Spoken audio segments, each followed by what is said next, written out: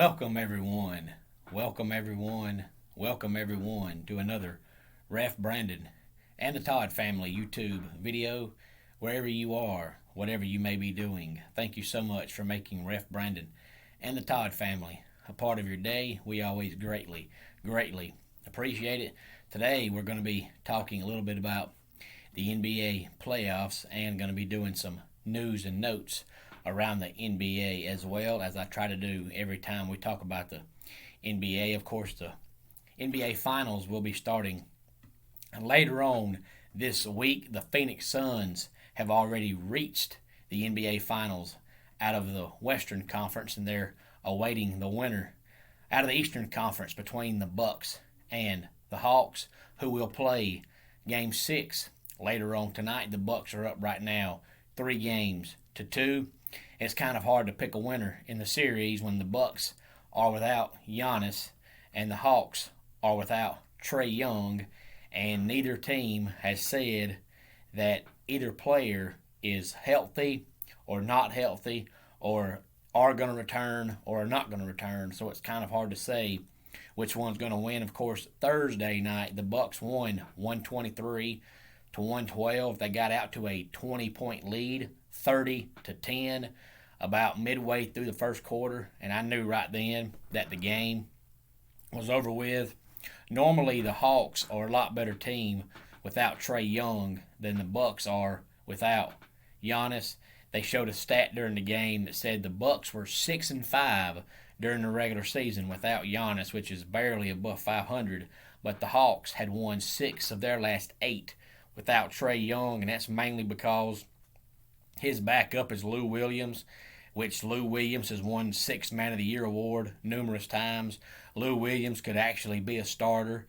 He just, for whatever reason, is more effective coming off the bench.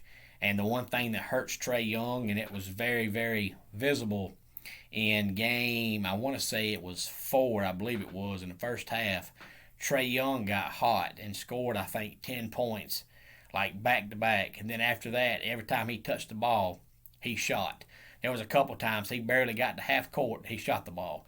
Just because you're a good shooter and just because you're on fire doesn't mean that if you're inside the gym, you're going to make it. He had that same problem at Oklahoma, and I thought he would fix it, but so far he has not. When he gets hot and starts scoring points, he wants to shoot every time he touches the ball. When he starts figuring out that that's bad, that's not good, he'll be even better than what he already is. But of course, don't forget, if the Bucks win tonight, it will be the last time we'll see Marv Albert calling the game. Of course, he's been doing NBA playoffs on TNT and TBS for a long time, and before that he used to do them for NBC, and then he called Knicks games back in the 60s. He's 80 years old, and he has decided that whenever the Eastern Conference Finals ends, that'll be the end of his NBA play-by-play career. But at 80 years old, he's had a remarkable career. Of course, he's got brothers that do it as well, but none of them are anything close to as good and as well known as he is. Even if you're just a casual, occasional NBA fan, you've heard of Marv Albert. And of course, there's been some coaching hirings going on this week as well. Chauncey Billups is now the new head coach of the Portland Trail Blazers. Supposedly, they went after Jason Kidd first, and Jason Kidd said he didn't want it, so that's when they went and got Chauncey Billups. And Jason Kidd is now the coach of the Dallas Mavericks. Don't know why they wanted him. He's coached before, and he's been terrible both times. But I've talked about this before, how some of these NBA coaches get jobs and they suck, but yet they keep getting job after job. So Jason Kidd is now the new coach of Dallas. I'm assuming they're going to try to put him and Luka Doncic together. Maybe since Jason Kidd was a point guard, a very overrated point guard, but a point guard nonetheless.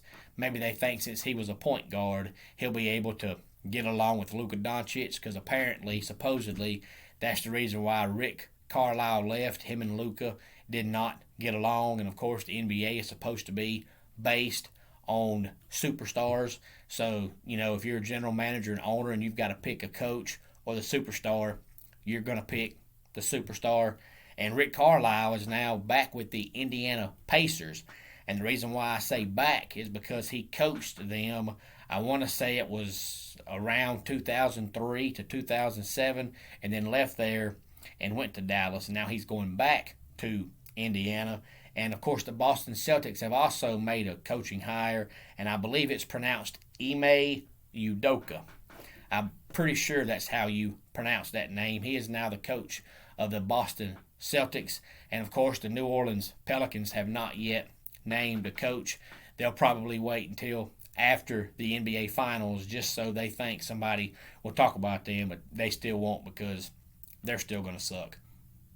There's also a rumor going around that Kawhi Leonard is going to be going to the Miami Heat to team up with Jimmy Butler. Of course, a couple of weeks back when we talked about the NBA, I mentioned that Kawhi Leonard, he left the Spurs because when he was injured, he said he was not good enough to play, but the Spurs doctors tried to get him to play when he wasn't comfortable playing, and he got mad at their doctors and he left. And of course now he's with the Clippers, and they just got eliminated, but supposedly he got mad at their doctors because he was hurt and he didn't feel like their doctors were treating his injury correctly and properly. So apparently everywhere Kawhi goes, if the doctor doesn't do everything the way he wants it, when he wants it, he's going to leave. Which means that at the way Kawhi Leonard gets hurt, he's probably going to play for about every team in the NBA because he's just like Kyrie Irving. He cannot go through a full season healthy. He'll get hurt next year with the Heat if that is indeed where he does go to. But stick around tonight. Let's hope that the Bucks and the Hawks play a good Game 6 and find out whether or not the Bucks wrap it up or if there will be a decisive Game 7. I really don't know who I want to win the game because if the Bucks don't have Giannis healthy, they have no shot. But if the Hawks don't have Trae Young healthy, they have no shot. So right now, everything is looking pretty good for the Phoenix Suns, who are in the NBA Finals for the first time since 1993. I believe that's back when they had Dan Marley and Jeff Hornacek and all those guys. Right now, everything is looking pretty good for them. But Giannis has said he wants to try to come back, but the Bucks will not say whether or not he is back. And if he is back, is he back at 100% or is he 75%? We don't know. But of course, if you follow sports, you know that whether we're talking about baseball, basketball, football, any sport, any team in the state of Georgia, if they make it to their championship, whatever sport it is, they find a way to mess it up. So if the Hawks do make it, they will find a way to mess it up. But if Trae Young is not back, I don't think they'll win the series. But it's really hard to tell because the Bucks did win Thursday night, and they won by 11 points. And like I said, they had that 20-point lead, 30-10, and that was because in the first half of the first quarter, the Bucks, they made every shot they took, and I doubt very seriously they're going to do that again tonight. But Brook Lopez had 33 points, and the majority of that came on dunks and layups because the Hawks didn't even make any kind of effort at all to play any kind of defense. They'd have been better off just sitting down at half court and letting the Bucks score. So if that happens again tonight, the Bucks will win again tonight. But I have a feeling that Nate McMillan is going to do something about that. And we'll find out whether or not Trae Young plays and whether or not Giannis plays.